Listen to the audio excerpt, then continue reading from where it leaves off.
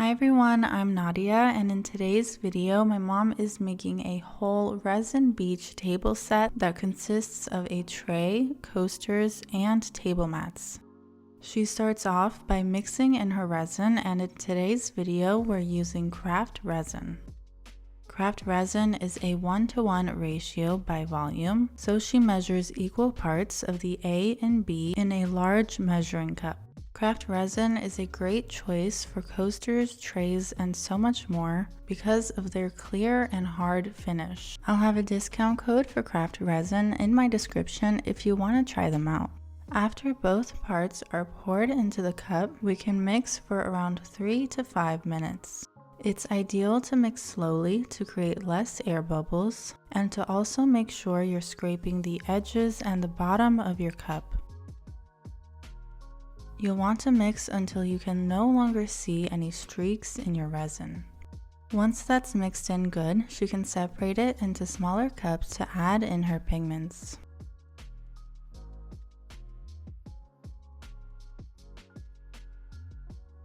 In her first cup, she's adding craft resin's mica powder in the shade Emerald Green. And she adds a generous amount of the mica powder because she doesn't want it to be transparent. In her next cup, she adds in craft resin's mica powder in the shade Turquoise.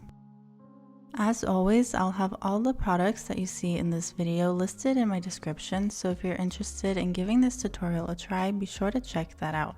In her next cup, she's adding in a combination of some craft sand and some small glass pieces. She mixes that together well.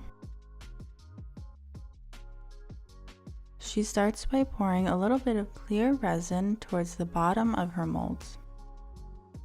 She uses a mixing stick to help spread it out. This can help prevent excess air bubbles from getting trapped underneath the sand.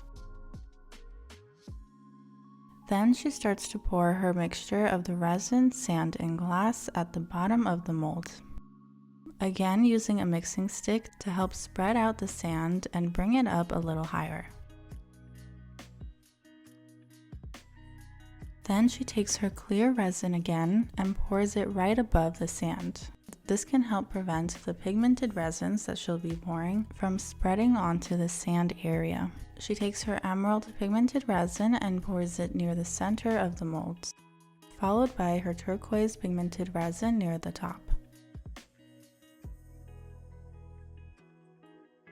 She uses her mixing stick to blend out everything nicely.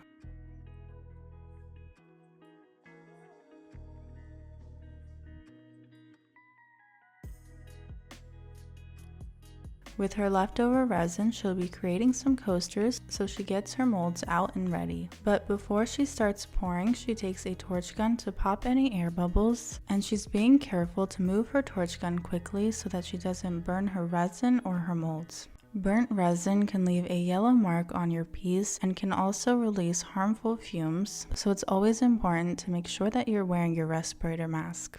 Now she's using a small wooden stick to pick out any imperfections.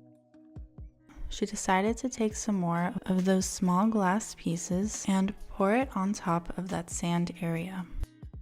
She used the wooden stick to help blend that out.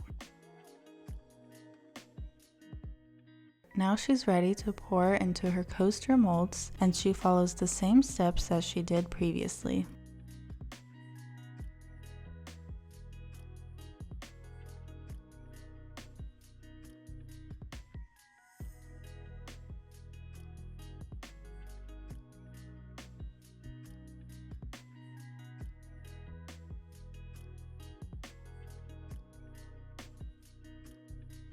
She takes her collection of shells and starts to carefully add them in.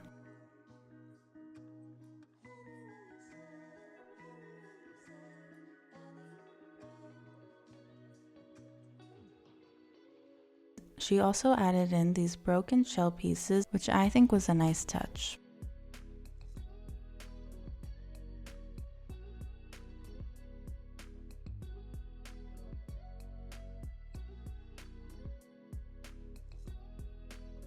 Once more, she followed the same steps on what will be a part of the table mats, as well as some more coasters.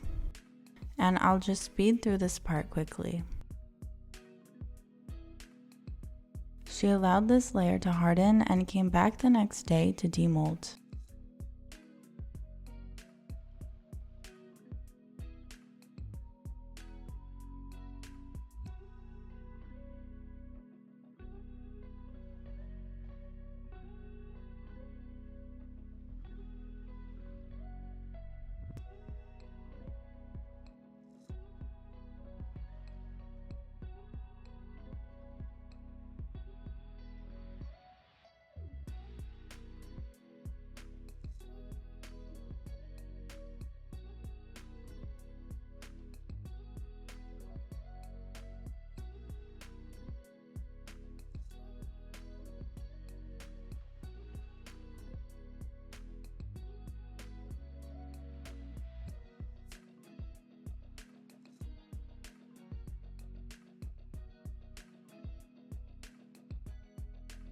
Before adding on a second layer of resin, she'll be sanding down her pieces. She'll be doing this by using a sanding block as well as adding a little bit of water. The water is great to use to prevent those small dust pieces from flying in the air, although you still want to make sure you're wearing your respirator mask while doing this. Sanding can ensure a stronger bond between resin layers and is especially great to do if a few days have gone by from your original layer of resin. It can also help to diminish any imperfections or blemishes on your piece.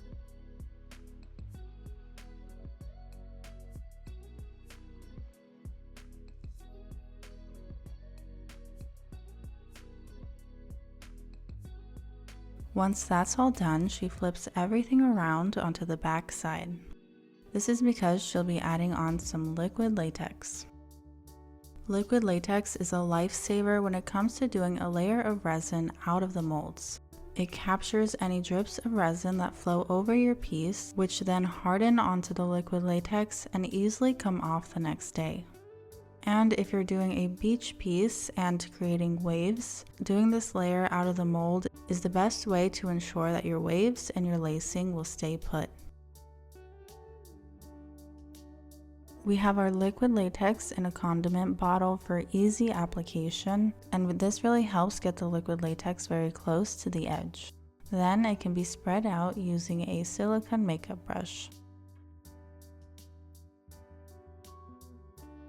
Liquid latex can take a bit of time to dry, but a cool tip is that you don't have to wait for it to be fully dried in order for it to work. As long as it doesn't budge after you flip your piece around, you're good to go. She then props each piece up onto cups. Here you want to make sure that your piece is leveled, otherwise after you blow out your waves, they'll go all over the place. Once again, she mixes in her resin.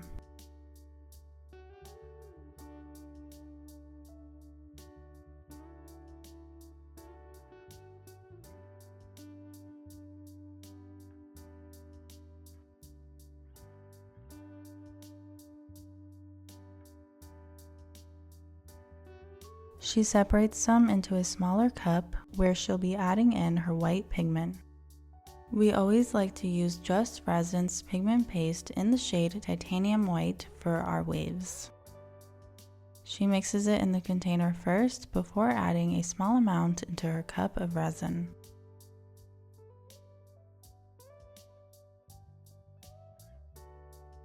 Then she pours her clear resin onto each piece. And she'll be leaving the sand area without any clear resin, and this will also help prevent those waves from moving back towards you. She uses a mixing stick to spread out the resin and make sure that it's reached the very edges.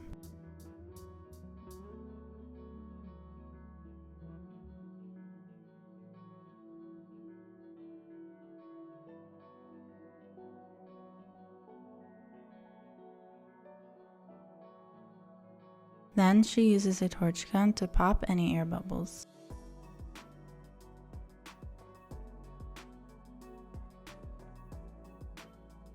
She takes her white pigmented resin and starts to apply it near the shoreline. If you'd like a detailed video on how to achieve lacing or cells in your resin, I have several videos up on my channel and I'll leave them linked above.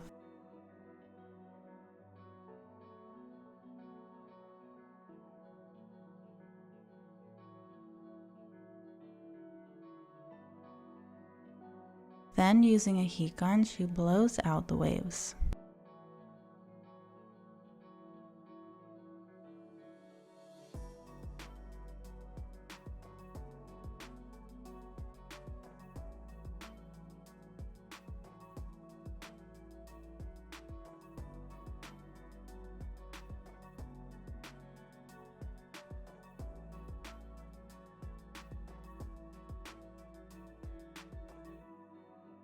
She carefully adds in these crystal knobs for the tray. And she does the same for her table mats.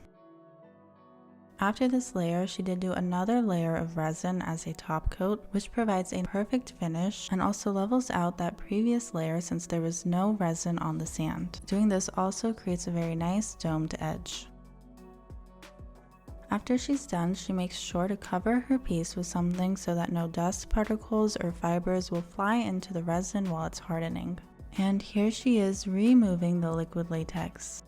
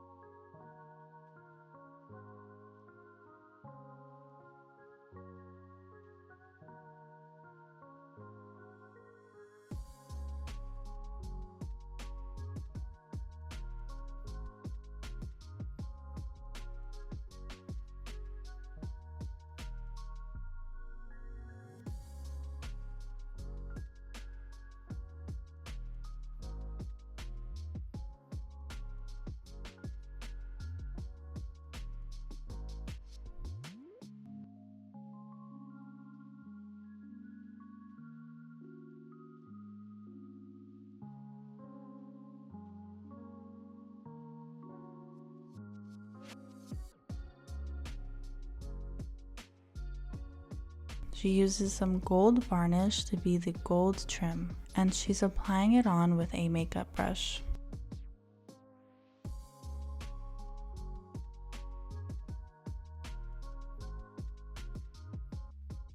And here's the final product.